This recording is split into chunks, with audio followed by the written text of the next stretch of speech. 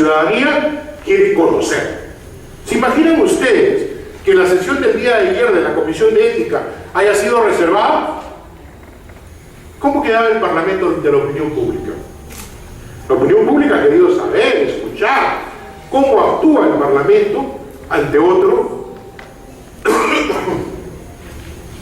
ante el juzgamiento ético a otro parlamentario. Entonces, ¿qué mejor que traslucir lo acontecido en esa sesión? ¿Por qué? Porque si no, van a originarse los trascendidos, y los trascendidos hacen más daño o a una u otra parte de lo que realmente puede hacer una verdadera sesión directa y abierta. Pero eso es, dirán, lo que opina José Chirino. Pero ¿qué opinan los doctrinarios? Ya no me hagan caso a mí, háganle caso a los que saben. Silvano Tosi, Derecho Parlamentario. Su gran libro, Silvano Tosi es uno de los especialistas reconocidos en Derecho Parlamentario italiano. Bueno, ya tiene sus añitos también.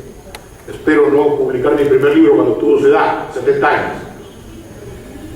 La doctrina está dividida, dice, al respecto, entre quienes consideran insuperable aún para la investigación parlamentaria la limitación del secreto, argumentando la identidad, posición respecto a la autoridad judicial. Muy bien, pero miren, veamos lo que dice Tosi, que los que defienden el secretismo argumentan porque así se hace en el Poder Judicial. Ustedes saben de que tenemos un nuevo Código Procesal Penal. ¿Y cuál es la principal característica del nuevo Código Procesal Penal? La fase de la oralidad. ¿Es secreta? No, es pública. Es decir, ya estaríamos hasta alejados del secretismo judicial. O sea que esa parte del Poder Judicial ya nos adelantó. Y luego dice, en cambio, afirman que la insuprimible exigencia de la investigación misma es connatural a la ratio genética del instituto y la vinculación necesaria de la prevalencia y la fidelidad de la inspección parlamentaria que el secreto devela. Es decir, lo que les estoy diciendo en castellano, que el control político en sí, la esencia del control político es develar, poner al descubierto, y por consiguiente eso es lo que debe primar.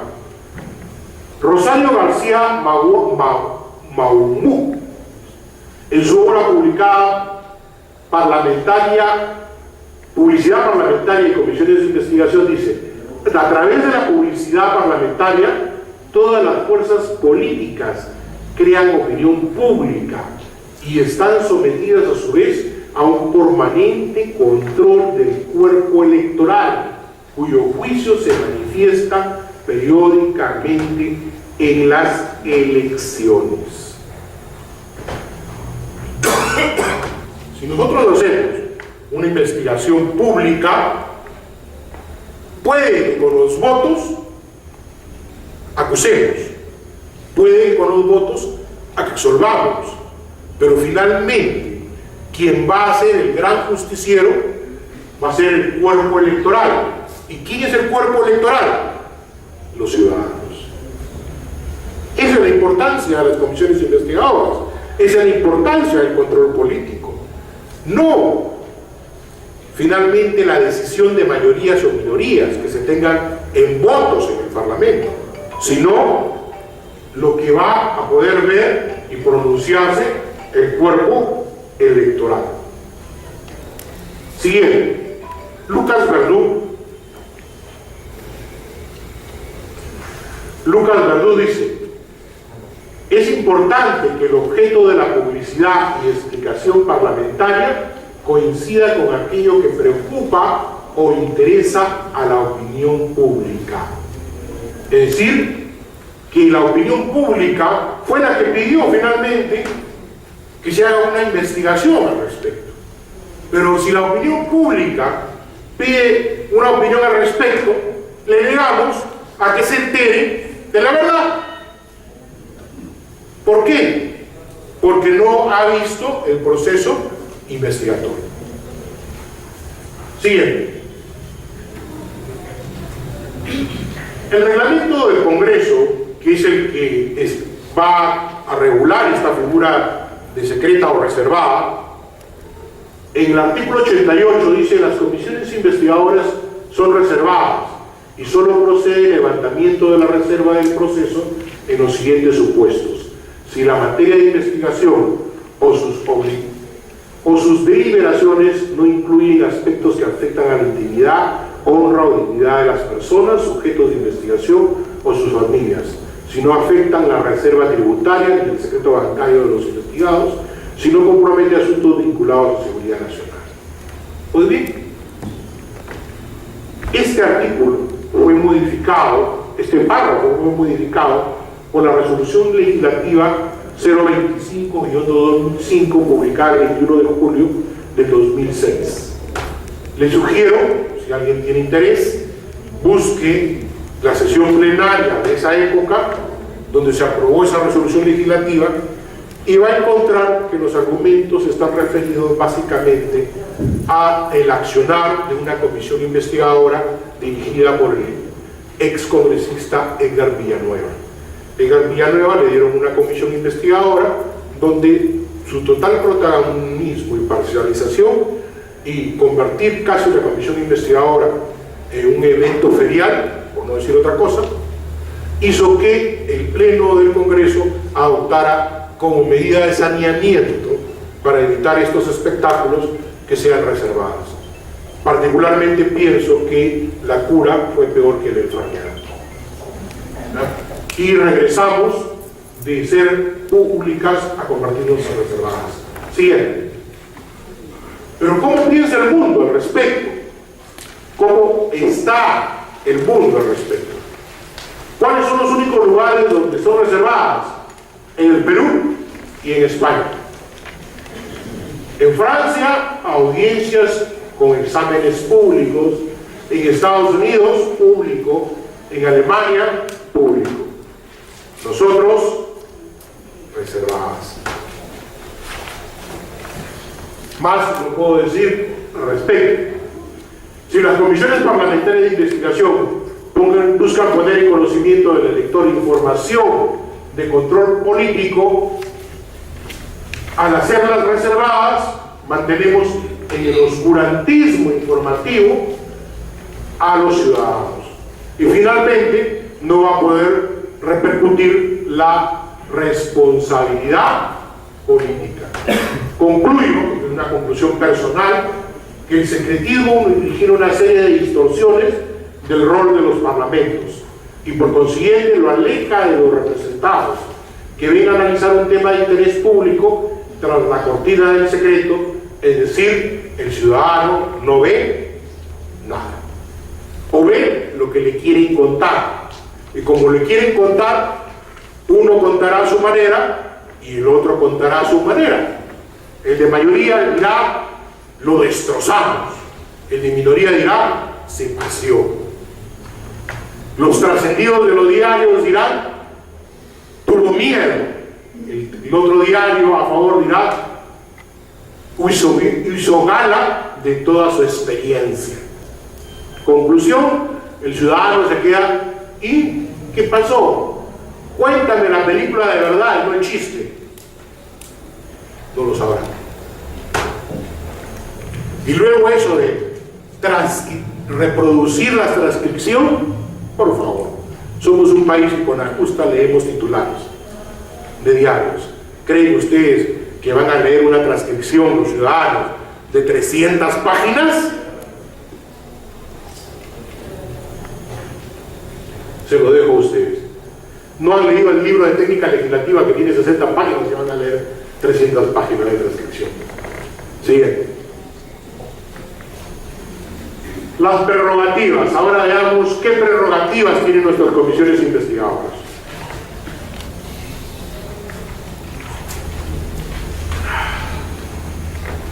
La facultad que tiene una autoridad o alguno de los poderes supremos del Estado. Esas son las prerrogativas. Las comisiones investigadoras del Congreso tienen las siguientes prerrogativas. Hoy día van a descubrir algunas prerrogativas que ni se imaginan que tienen. Pero en fin, mejor que no las sepan porque las usan mal.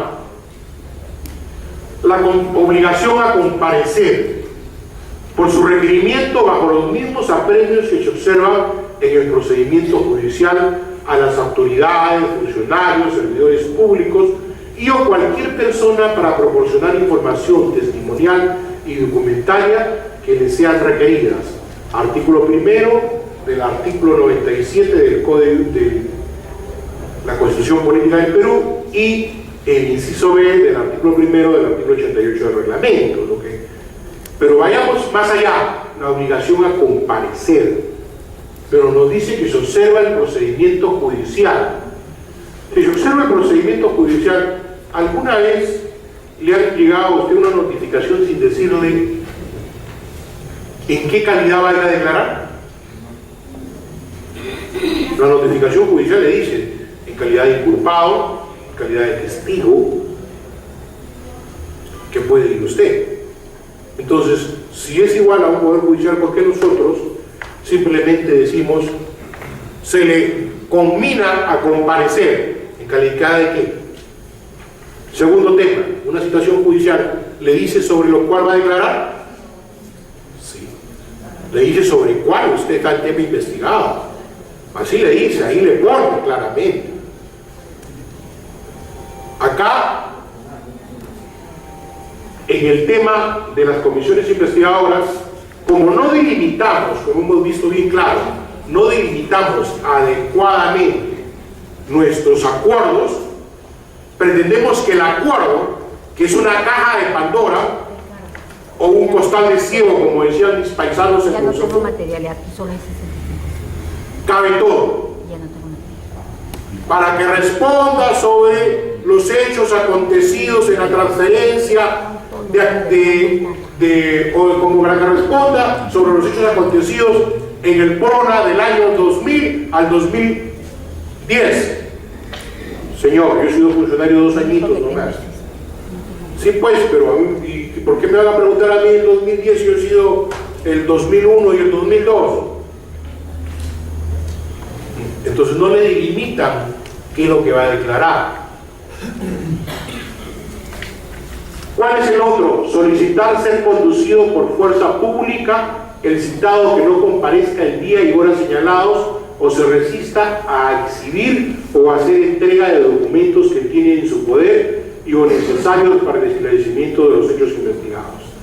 Dos posibilidades: ser conducido grado de fuerza y obligarlo a que entregue documentos. Pero la conducción de grado de fuerza tampoco no es tan simple. Tiene que haber mínimo 3 citaciones debidamente realizadas. Por eso es que es importante poner si es la primera, segunda o tercera citación, lo cual tampoco se conmina o se consigna. En todo caso, debería estar claramente establecido. Y tampoco ahí viene la colaboración entre órganos del Estado. No es que el Congreso le dice al jefe de seguridad del Parlamento o al coronel jefe policial: oiga, anda, traiga a este fulano que no viene. No, tenemos que recurrir al Poder Judicial. Siguiente. Doctor, una pregunta. Dime. En el inciso A dice obligar a comparecer. ¿También se necesita una orden judicial? ¿Para qué? Cuando se dice obligar a comparecer. Claro.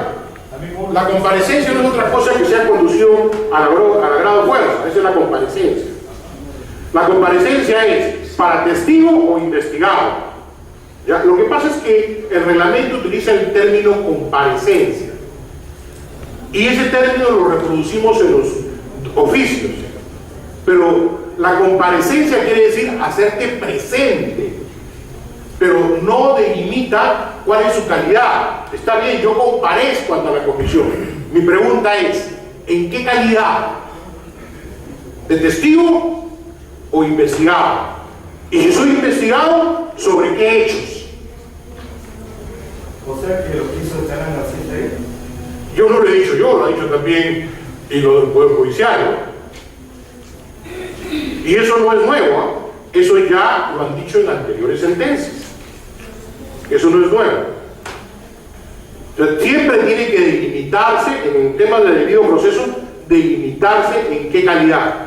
Es más, la sentencia del presidente Humala de habeas corpus fue por eso, porque se presentó en la etapa investigatoria como testigo y pretendieron en la etapa ponerlo como investigado. Un momentito, si a mí me has hecho durante todo el tiempo como testigo, ¿cómo me metes después como investigado? Y lo sacaron. La resolución salió y efectivamente el señor pues ha vulnerado su debido proceso. Si tú has querido, desde el primer momento debió decirle, oye, eres investigado, eres responsable. Entonces es otro ejercicio de defensa. ¿Me entiendes? Una pregunta. Lógicamente el problema surge pues desde la moción, digamos.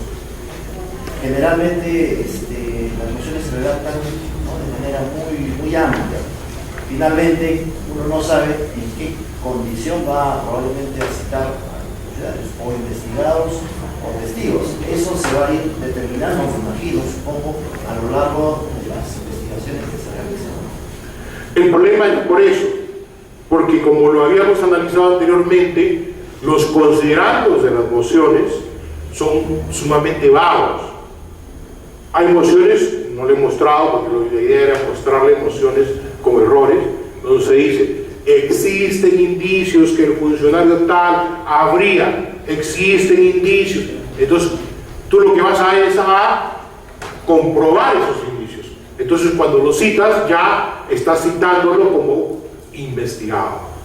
Caso palpable, el caso cuando se le investigó a César Almeida. César Almeida, y se le decía, la comisión decía, existen indicios que el señor César Almeida habría utilizado mal, entonces se le traía, se le citaba sobre determinados aspectos. Ahora, se puede citar a una persona una, dos o tres veces. La primera vez, en una primera fase, puede citarlo como testigo, pero existiendo los indicios, varía su situación a investigado, pero dentro del proceso investigatorio. Entonces, si tú encuentras indicios ya, entonces tú ves que lo citaste como testigo, tienes que traerlo ahora como investigado, porque ya le estás presumiendo acciones. ¿Me entiendes? Son dos figuras diferentes. Ahora, un testigo, por lo regular, no revisa el expediente. Un investigado sí revisa el expediente, porque quiere saber qué es lo que lo está incriminando y cómo puede descargar lo que lo está incriminando. Entonces, si tú te vas a ciegas, ¿cómo descargas lo que te está incriminando?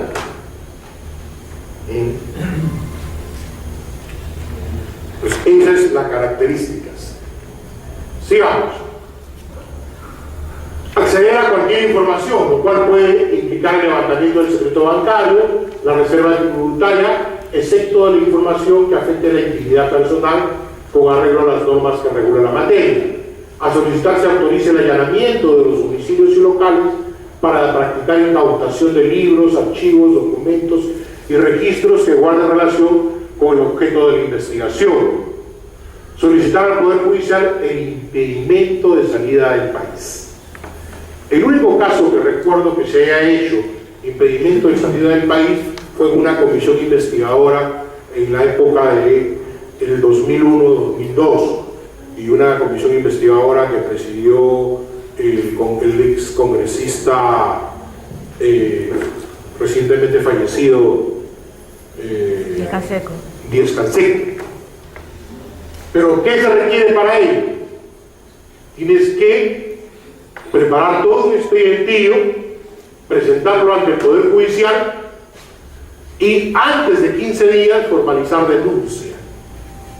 Y solamente, ¿por qué antes de 15 días formalizar denuncia? Porque el impedimento será solamente por 15 días. Siguiente. Formalidades del requerimiento a comparecer. ¿Qué es lo que se requiere? ¿Cuáles son las formalidades que se requieren? Los requerimientos para comparecer ante una comisión investigadora se formulan mediante oficio, cédula o citación pública, en el que se debe constar la situación legal y temas o tema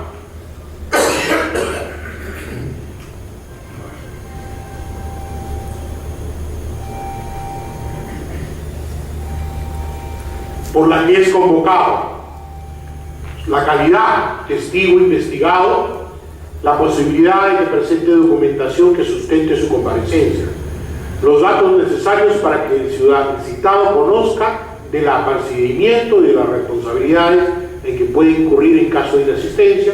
El requerimiento a las personas jurídicas será dirigido a su representante legal. Tres cosas que tenemos que analizar aquí: mediante oficio, cédula o citación pública. ¿Por qué? Porque puede que la persona, el domicilio que figure en su DNI, que es el domicilio válido donde lo vas a notificar, no esté ubicado. Entonces tienes que notificarlo. ¿Cómo notifica el Poder Judicial? Edictos. ¿El Congreso tendrá que hacer edictos? No. En todo caso le hemos denominado citación pública.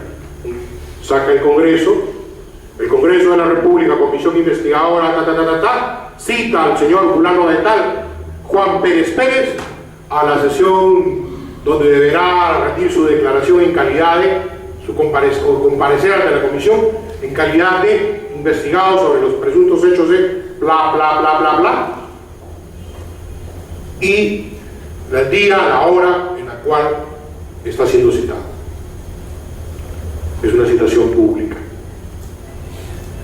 Otra cosa ahí que estamos señalando claramente: la comparecencia, la calidad de la comparecencia, el tema o los temas por los que he citado, la situación de que puede traer su documentación. También debe ir ahí el tema de que puede venir acompañado de un abogado a su ejercicio de la defensa. Acá hay un tema que ha surgido como parte de la praxis parlamentaria. En el Poder Judicial existe el defensor de oficio, ¿correcto? Pero ¿qué pasa con un ciudadano que viene a declarar y viene sin abogado? Puede decir que no requiere la presencia de abogado, pero puede decir que sí requiere la presencia de abogado, pero que carece de recursos para contratar uno. ¿Y qué haríamos?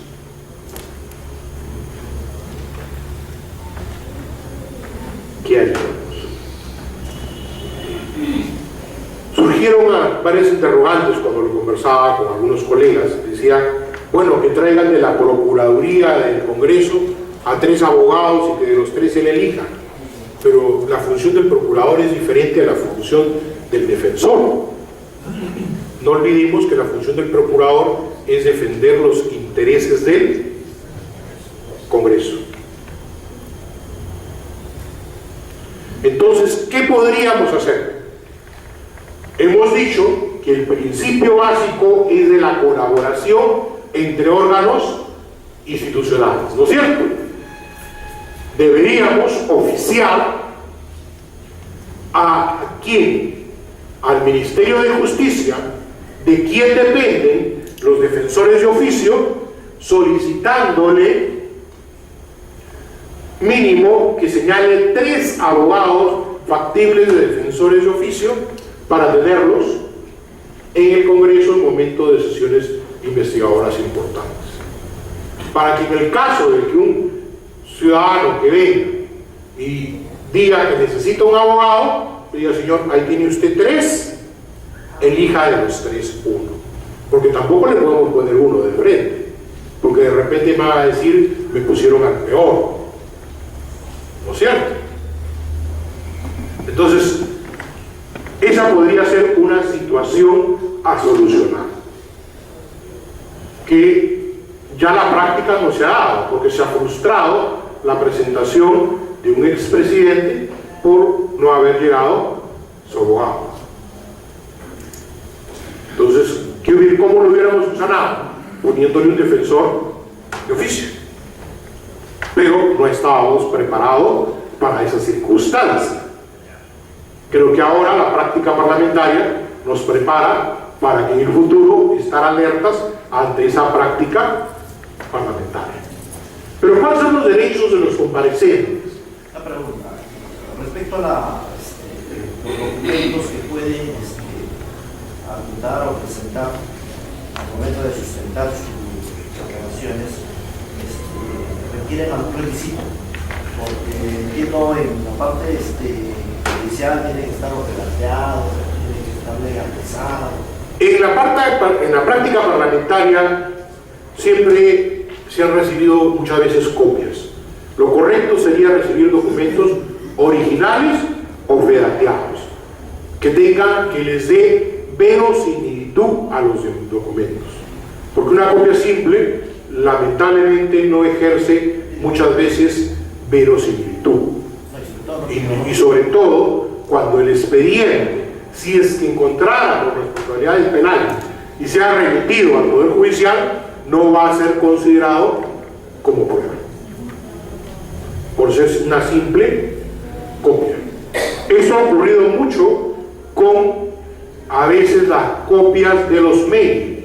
Ha habido procesos donde todo se ha basado en un mail, pero no ha habido una certificación a la hora de imprimir el mail del correo determinado, y eso ha traído abajo al no haber una prueba contundente y no haber sido corroborado. ¿Por qué? Porque en todo caso es una prueba accesoria, y una prueba accesoria requiere que sea corroborada por otras pruebas que nos lleve a la convicción que ese documento es real o valedero. ¿Correcto? Es lo que sucedió con una famosa bitácora de vuelo que se presentaba en unos diarios solamente como una copia, y después no se pudo corroborar que esa bitácora sea real.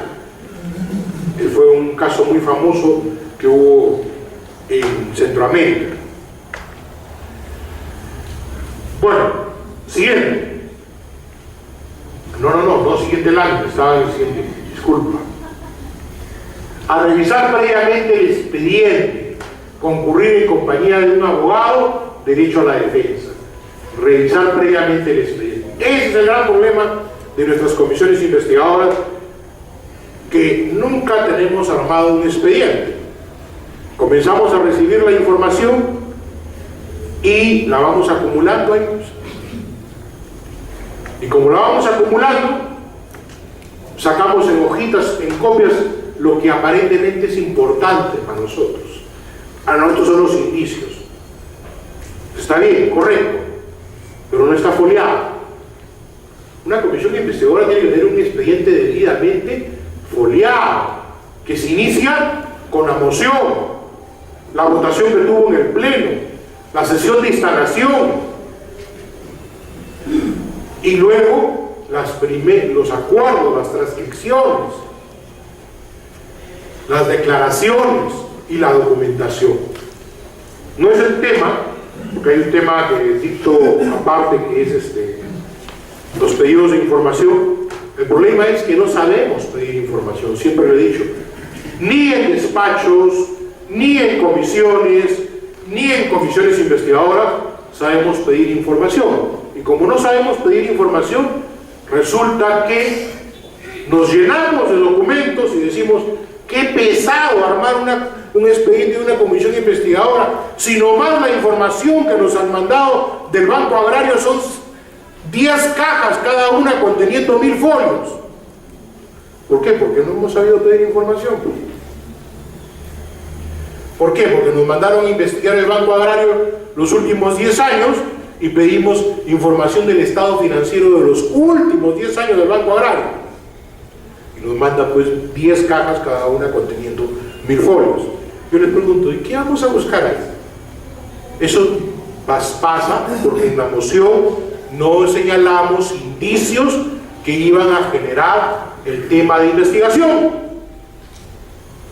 Y como no tenemos una beta de investigación, no formulamos bien nuestras hipótesis. Oye, mi tema de investigación es la gestión del directorio, las decisiones que tomó el directorio.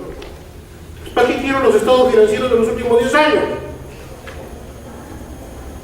Quiero las actas del directorio. Y si tengo más información, exactamente las actas del directorio donde hubo indicios de determinadas acciones. Pero somos... y por eso es que se nos hace tan difícil armar un expediente de investigación. ¿Se imaginan ustedes armarlo con la información? Pongamos ese caso, la información de esas 10 cajas, ahí nomás tendríamos 10.000 folios y no hemos investigado nada, solamente es una fuente de información. Por eso es que es meridianamente difícil que armemos el expediente, y cuando el investigado pide a la mamá venir a revisar el expediente, uy, uy, uy, como dice mi hijita, ¿no? ¿Cómo solucionamos eso? Solicitar copia de la transcripción de su intervención en la sesión de la comisión. Si por alguna razón esta no fuera grabada, puede solicitar copia de la parte correspondiente del acta. Afortunadamente ahora todo es grabado y esto nos permite tener las transcripciones de determinada declaración. Otro, garantizar sus derechos constitucionales a la intimidad, guardar reservas sobre sus creencias, ese es otro tema. Ahora las comisiones investigadoras han agarrado de ponen el Cristo adelante, pobre nuestro Señor. Jure usted. Oiga, señor, yo soy taoísta. ¿Cómo voy a jurar si yo soy taoísta? Esa es mi creencia. No, jure. Lo siento, señor, soy taoísta. Si saben quién es taoísta, hay una religión taoísta, por si acaso. No la comparto, pero se me ocurrió decirla. Como por decir budismo, musulmán. Entonces, guarda reserva sobre su creencia. Es más, así sea católico, apostólico, romano, confeso todos los domingos y todo lo demás, nada te conlleva el beneficio de la investigación que declare bajo juramento. ¿Por qué? Porque no es delito en el Perú, en el Congreso peruano el perjurio, pues. No tiene las consecuencias jurídicas que tiene hacer perjurio en el Congreso inglés o en el Congreso norteamericano. El perjurio no fue el escándalo, todo el mundo habla del escándalo Watergate, que se tumbó a Nixon. ¿Saben qué se tumbó a Nixon? Haber realizado perjurio ante la comisión investigadora del Parlamento norteamericano. Y casi se tumba a Bill Clinton porque también hizo perjurio, pero la arregló. Luego pidió disculpas porque él había declarado no haber tenido relaciones sexuales. Entonces él dijo: yo no he mentido, pido disculpas porque yo lo que he hecho son relaciones impropias. Bueno, ahora le llaman relaciones impropias, ¿no? A la felate. Pero eso es el tema. ¿Cuál es la consecuencia de que mientan en el Congreso peruano? ¿Ah? Entonces, ¿para qué no damos el trabajo a los pobres señores de administración, hacer que cargue el Cristo, lo ponga, levante la mano, la Biblia y todo? En ese caso sí queremos ser formalistas, pero donde debemos ser formalistas para guardar las garantías constitucionales, no lo somos. Bueno, pues se ve elegante el Cristo ahí, ¿no? Garantizar los derechos constitucionales, el derecho a las creencias, abstenerse de responder ligado al derecho a la defensa, no ser comprendido en informe sin haber sido escuchado. Esto sí es terrible. ¿Cuántos informes han habido de comisiones investigadoras donde se acusa a Juan Pérez Pérez, a Domenico Yotocópulos, a Pablo Silvestre, y los pobrecitos ni se enteraron de que hubo una comisión investigadora sobre esos hechos? Nunca fueron citados, pero aparecen en los informes. Y lo más curioso, ¿saben por qué aparecen?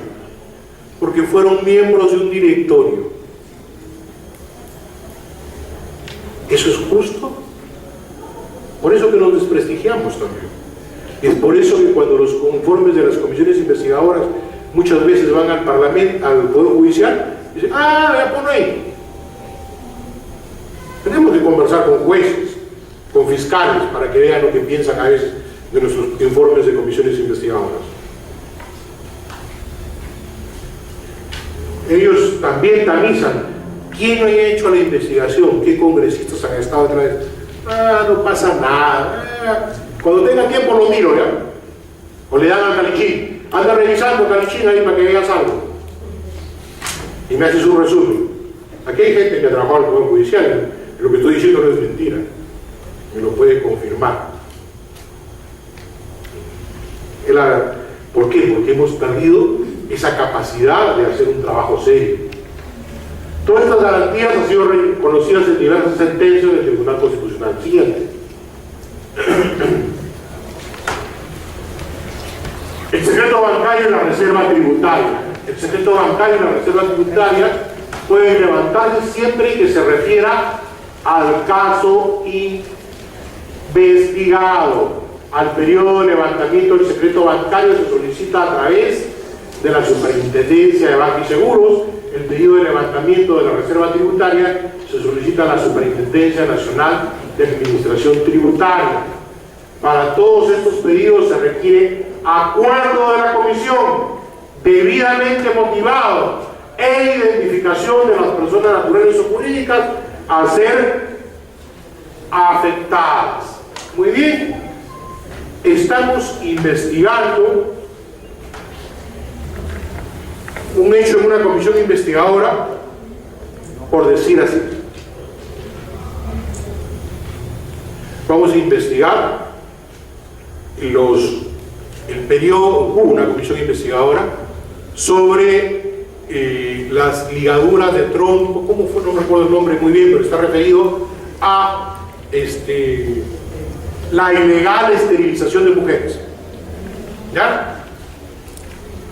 Perfecto. Esterilización ilegal de mujeres. Y piden el levantamiento del secreto bancario.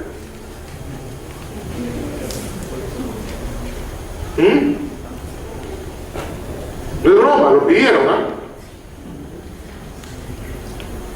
Yo te pregunto, ¿qué tienes? ¿Cómo vas a motivar? ¿Qué tiene que ver eso? Porque nos sentimos importantes. Le hemos levantado, vamos a levantar el secreto bancario, el secreto tributario.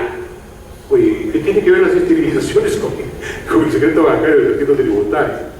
Tiene que ser motivado. Por eso yo no sé, la superintendencia dice, oye, motívame, pues tienes indicios, ¿por qué le estás pidiendo? No seas payaso, pues, no en otras palabras nos dice. Artículo 85 del decreto legislativo 816, Código Tributario. Las exhibiciones de documentos y declaraciones que ordena el Poder Judicial en los procedimientos sobre tributos, alimentos, disolución de sociedad conyugal o en los procesos penales, el fiscal de la Nación en los casos de presunción de delitos y la Comisión de Fiscalización o las comisiones investigadoras del Congreso, con acuerdo de la comisión respectiva, con arreglo a ley y siempre que se refiera al caso investigado. Vamos a levantar el secreto bancario desde que comenzó a ejercer su profesión. Oye, ¿qué estás evaluando? Estoy evaluando la función como funcionario público en los últimos 5 años. ¿Y por qué le estás pidiendo desde que comenzó a ser un profesional? Mucho ojo con eso también. Y para los amigos que trabajan en fiscalización, no necesitan. La reserva tributaria la pueden levantar. sin necesidad de facultades de comisión investigadora. Tiene esa facultad la Comisión de Fiscalización, por si acaso. Te apuesto que muchos no lo saben. Siguiente. Ley General del Sistema Financiero y del Sistema de Seguros y Organización de Superintendencia de Banca y Seguro. Artículo 143, levantamiento del secreto bancario. El presidente de una comisión investigadora del Poder Legislativo, con acuerdo de la comisión de que se trate y en relación con hechos que comprometan el interés público, puede pedir el levantamiento. Siguiente. Aquí hay un informe muy bonito que fue hecho por José Eliche cuando era oficial mayor del Congreso de la República, referido al levantamiento del secreto bancario. He tratado de sacar la parte más importante en esos 4 aspectos y señala lo siguiente, ¿no? A ver si lo leemos, porque estoy un poquito congestionado. Dice: los interesados en el caso de materia de informes investigados tienen el derecho a acceder a su información tributaria y bancaria, y en este último caso, con toda calidad pueden solicitar o autorizar el levantamiento del secreto. Quiere decir que si hay un levantamiento de un secreto bancario, el interesado también puede decirle: oye, infórmeme en qué se encontraba. ¿Por qué? Porque puede ocurrir que el señor me dice, me está investigando y me encuentran un depósito de $500.000. Qué rico, ¿no? Y dicen, perfecto, oye, ahí está la plata de la coima, perfecto, ahí está. Pero al señor no le han informado que han encontrado eso. Y el señor, si va y tiene contacto con el expediente y encuentra, es muy simple, señor. En esa fecha yo vendí mi casa, acá está la copia de escritura pública, y mi casa costó $500.000, que está ahí, y esa es la casa que he vendido. ¿Y por qué vendió su casa? Vendí mi casa, señor, porque con ese dinero he comprado 2 departamentos, uno para mí y otro para mis hijos, porque ya me estamos dividiendo los bienes con mis hijos. Pero si no tuvo acceso a esa información, sale el informe y se ha comprobado que existen $500.000 de una transferencia de una persona X a sus cuentas, lo que significa que hay un desbalance patrimonial, no explicándose de dónde fue la fuente que se originó esos $500.000. Oye, le has preguntado, por lo menos, de dónde vino los $500.000. Ni siquiera se han dado el trabajo de preguntar. No, es que fue información que llegó después. Pero es una información gravitante, pues. Y si es una información gravitante, tienes que volverlo a citar. Tienes que volverlo a citar. Ese es el tema, ese es tu trabajo, lamentablemente. Siguiente. Los investigadores, en el caso en materia de información de una comisión investigadora del Congreso, no pueden difundir la información que le ha sido entregada por efecto de las disposiciones vigentes sobre reserva tributaria y secreto bancario. Eso es algo que es costumbre. Se filtró a la prensa. Qué casualidad, ¿no? Este es más del Congreso. Cada día tiene más seguridades y cada día se filtran más las cosas a la prensa.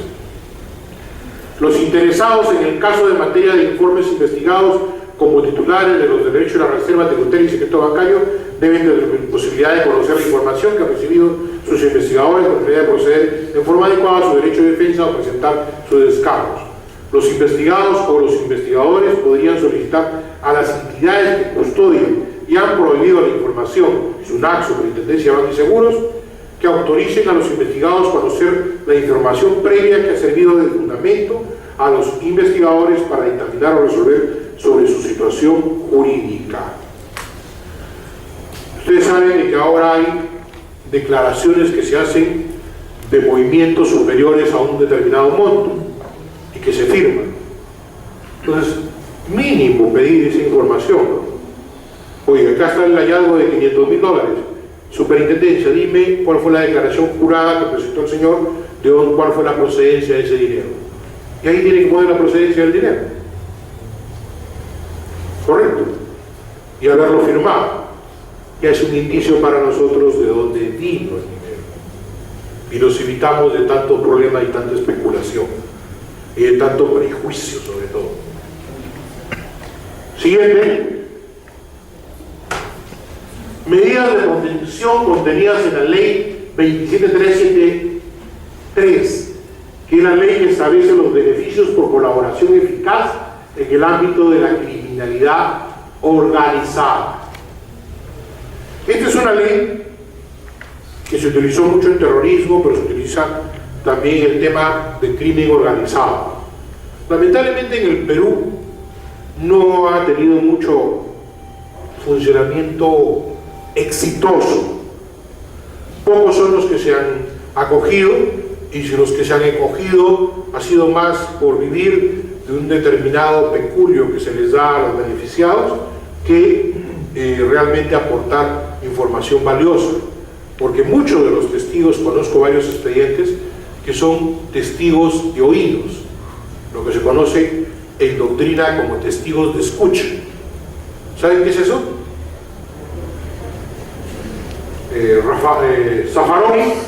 Raúl Zaffaroni, tratadista argentino, les recomiendo leer Parte General de Derecho Penal. Ahí habla de los testigos de oídos y los testigos de escucha. Es como yo soy mozo y escucho a los dos señores almorzando, donde uno le dice al otro, oye, y mira, ¿y cómo se quejaba cuando le íbamos a meter el balazo en la cabeza, no? Oye, sí, ¿no? ¿Cómo se quejaba? ¡Ja, ja, ja, ja, ja! Oye, pero bien frito lo dejamos, ¿no? Sí, señor, yo escuché cuando el señor decía que me había metido un balazo. ¿Dónde fue? No sé. ¿Dónde lo enterraron? No sé. Pero yo escuché, señor, que me metieron el balazo. ¿A quién? Testigo de oídas. Y esos hay un montón que se prestan así, ¿eh? ¿Te consta a ti, tú viste que recibió, que disparó, tú participaste o estuviste ahí? No, yo escuché. Testigo de oídas. Es un indicio, no más, no es una prueba contundente. Mucho cuidado con eso. Ese indicio tiene que corroborarse con otras pruebas indiciales. Zaffaroni es muy claro al respecto, dice. Debemos tener los testigos de oídos solo como un indicio que debe ser corroborado con otras pruebas coetáneas. Pero debe tenerse también en cuenta la calidad del testigo. Imagínense que ese testigo de oídos tiene procesos en los cuales ha sido sentenciado justamente por falsedad. No estoy hablando piedras, ¿eh? ¿Saben cuál es el principal testigo del comando Rodrigo Franco? Víctor Exelio, F. Tiene 4 sentencias por falsa declaración. Y es testigo de oídos. Él era el cocinero, dice, del grupo. Y siempre le han preguntado, ¿y dónde están los muertos? No sé, pero yo escuchaba que los mataban. Que decían cómo los habían matado. Si no hay cadáver, no hay crimen, pues. No hay crimen. El resto es cuento. El resto es cuento. Pero bueno, estuve en esa comisión investigadora, por eso le hice seguimiento a ese proceso. Eso fue en la comisión Herrera. Hay 2 informes, el informe en mayoría y el informe en minoría.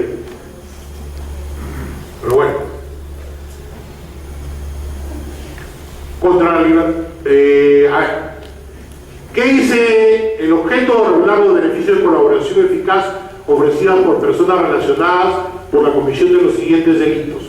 Y básicamente lo que buscan es que sea asociación ilícita para delinquir, porque es donde podemos aplicar el tema para las comisiones investigadoras, porque los demás son delitos puntuales, contra la humanidad, contra el Estado, contra la defensa nacional, el terrorismo, delitos aduaneros, tráfico ilícito de drogas y otros donde la gente forme parte o integre una organización criminal.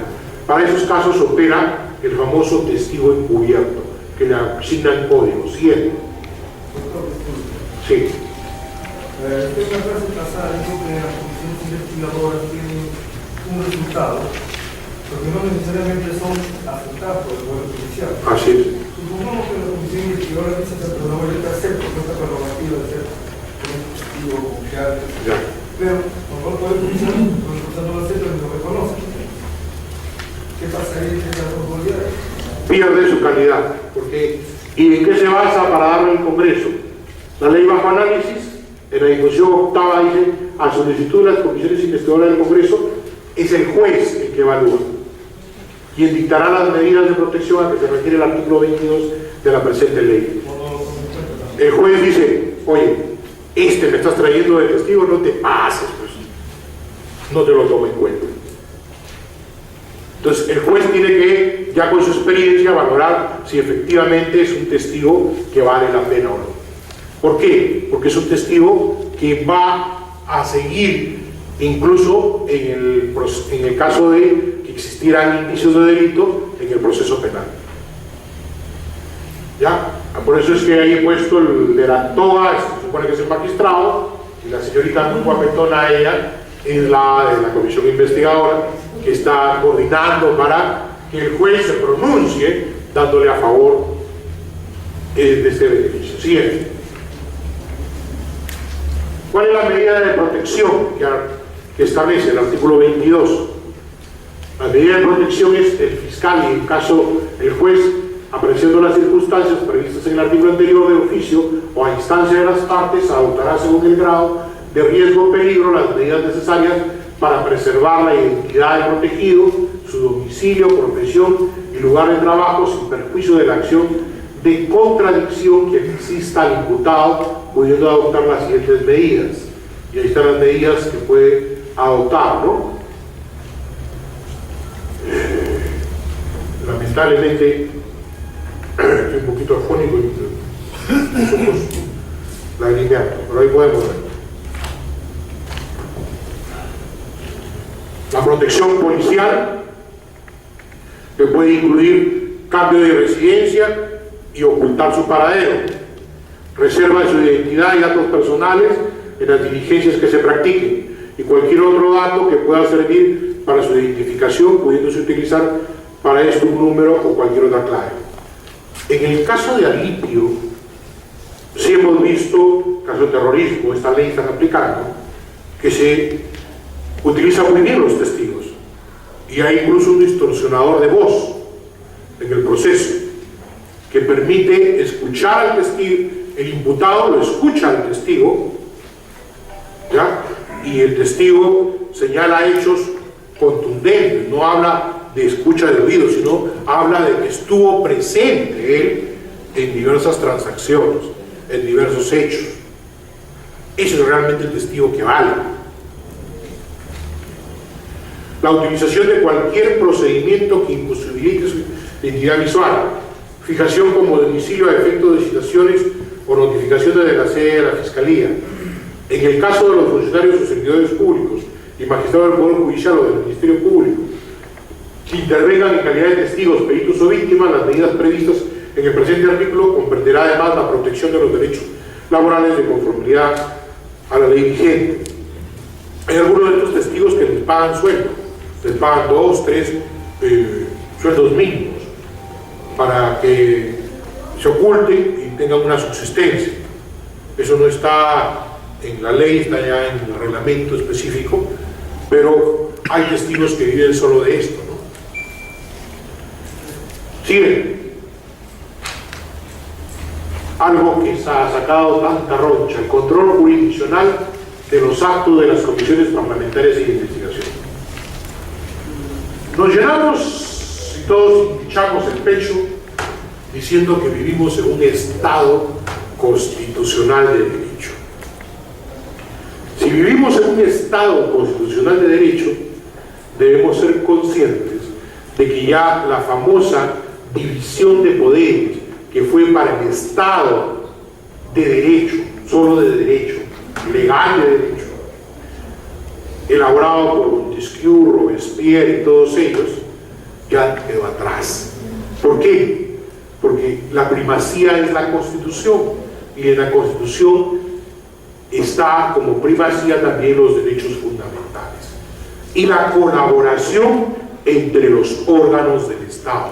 Ya no hay esa clásica división feudal donde cada quien defendía su fuero, sino hay una colaboración entre órganos, una colaboración que involucra que yo tengo atribuciones exclusivas con las cuales puedo apoyarte o ayudarte, pero eso no significa que tú tampoco vas a inmiscuirte en mis funciones, pero sí tengo que pronunciarme sobre determinados aspectos. Entonces, desde esa perspectiva, las comisiones investigadoras sí son recurribles ante el órgano jurisdiccional, y que estos estarían afectos al control jurisdiccional. ¿Qué acto parlamentario puede estar sujeto a control? Es el ejercicio concreto o singular de una potestad de aplicación del derecho parlamentario por parte del Congreso o uno de sus órganos, ejercicio que se desenvuelve dentro de la esfera de sus competencias y mediante el cual se crea, modifica o extingue una situación jurídica. Eso es el acto parlamentario, que es idéntico a lo que es un acto jurídico: crea, modifica o extingue una situación jurídica.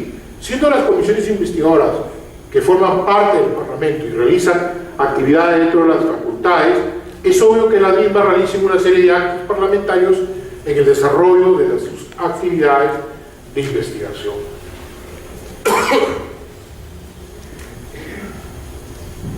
En este contexto,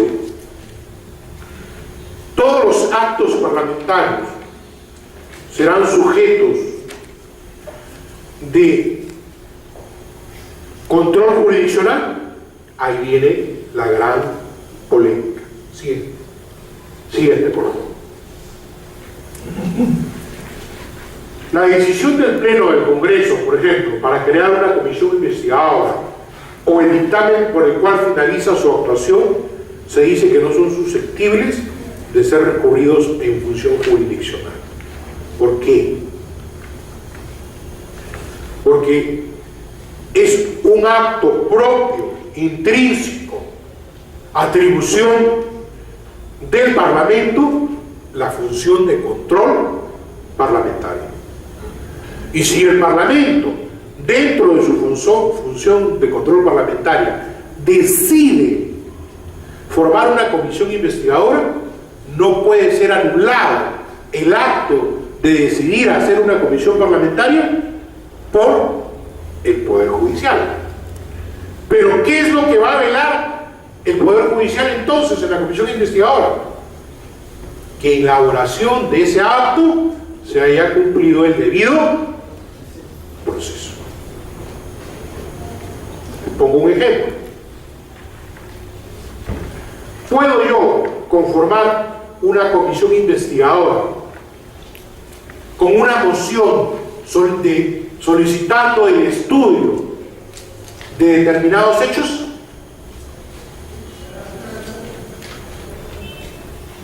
Una moción en la cual digo, la moción acuerda solicitar con la conformación de una comisión de estudio para investigar los hechos acontecidos en la Universidad del Santa.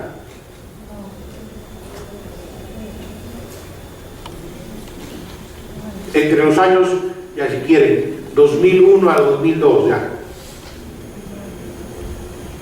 ¿Dónde está el error ahí?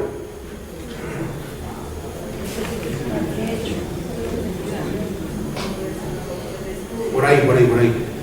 Comisión de... No puede ser de estudio, señores. Reglamento, mociones. Las mociones pueden ser mociones para formar comisiones de estudio. Es un tipo de comisión. Comisión de investigación es otra cosa.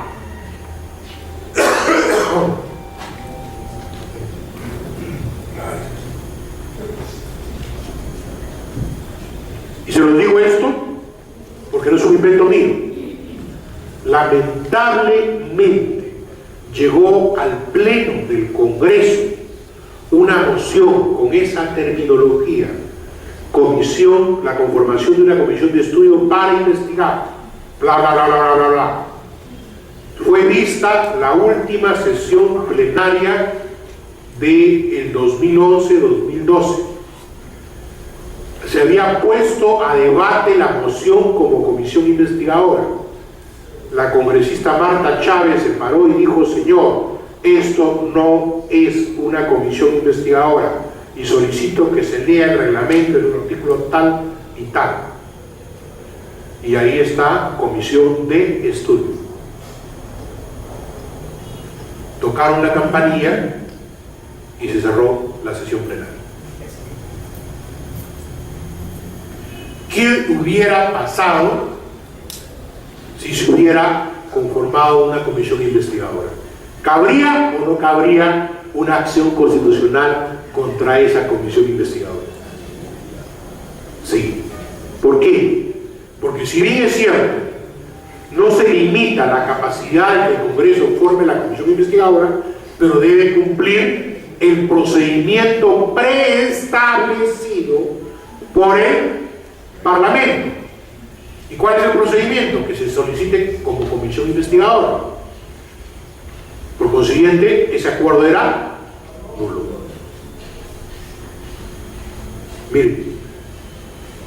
Miren, ¿qué cuán más allá puede ir el tema del procedimiento y el tema de los derechos fundamentales? ¿Pero qué son susceptibles de control jurisdiccional? Estamos diciendo ahí: todos aquellos actos que en virtud de los cuales se afecten directa o indirectamente los derechos fundamentales. Ojo, nuestro derecho constitucional y nuestro artículo 200 es bien claro, dice: directa o indirectamente los derechos fundamentales, como el derecho a la dignidad, el derecho a la defensa, a la intimidad, a la tutela jurisdiccional, al debido proceso parlamentario, a la imparcialidad. Los actos que podrían afectar tales derechos serían, por ejemplo, ahí pongo 8 ejemplos para que los tengan presentes: informar la situación legal de su comparecencia, fijará claramente los temas por los cuales es convocado, así como la revisión previa del expediente. El acto por el cual la comisión investigadora solicita la conducción mediante la fuerza pública de una persona. Oye, es la primera vez que me citas y me quieres conducir con grado de fuerza. Momentito, habeas corpus, ¿no? El acto por el cual se solicita el allanamiento de domicilios y locales. Igual, ¿me has requerido la información? No, si no me has requerido la información, ¿cómo quieres allanar mi local? El acto por el cual se solicita el levantamiento del secreto bancario. Oye, ¿estás estudiando esterilizaciones y me estás levantando mi secreto bancario? ¿Qué te pasa? El acto por el cual se solicita el levantamiento de la reserva tributaria. Igual. El acto por el cual solicita el impedimento de salida del país. Oye, ¿cuál es el riesgo de fuga? Yo soy funcionario público, estoy en ejercicio de mis funciones. Me están mandando a representar al país en determinada situación. ¿Qué riesgo de fuga puede haber? La incautación de libros, archivos y documentos y registros, siempre y cuando me haya rehusado ahí. La coerción para exhibir o entregar documentos privados. Demuestre usted que no tenía una relación sentimental con la señora tal que es investigada, y por consiguiente, por esa razón existe el indicio de que ella ha entregado sus bienes a usted. Oye, un momentito, ¿por qué te voy a entregar tú las cartas? Sabemos que existen unas cartas amorosas. Es un derecho a la intimidad. Mucho recuerdo. Les digo, es una experiencia real. Estaba trabajando en la comisión de fiscalización y llegó un sobre sellado. Lo abrimos, como todas las cosas que llegaban. Había un cassette. Escuchamos el cassette. era una grabación de una conversación entre una determinada persona con otra persona, donde le decía amorcito lindo, cariñito lindo, ¿por qué no duermes? Mira que te doy un besito para que duermas, que esto, que dime, ¿y qué tenía yo que utilizar esa prueba? La guardaré algún día para la cátedra. Pero eso no se puede utilizar, señor. ¿Se imagina el papelón que hubiéramos hecho? Poner esa grabación cuando el señor estaba declarando. Pero a veces por cámaras matamos. Y bueno, esa lista no es numerus clausus, por si acaso, no es números cerrados, es un número abierto, porque los derechos fundamentales son innumerables. Siguiente.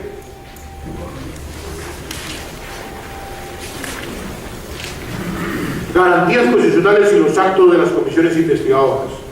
¿Cómo hago valer mis garantías constitucionales?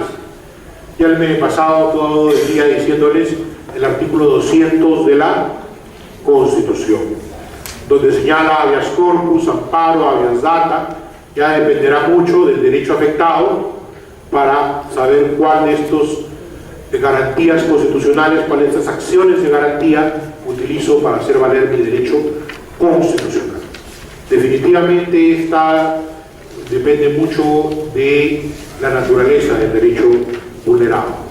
Es materia de otro tema, que cuando enseñemos derecho constitucional podemos señalar ahí qué se defiende con el habeas corpus, qué se defiende con el amparo, qué se defiende con el habeas data. ¿Alguna pregunta? Si no, disculpen, mi garganta está un poco maltratada y por el día de hoy muchas gracias.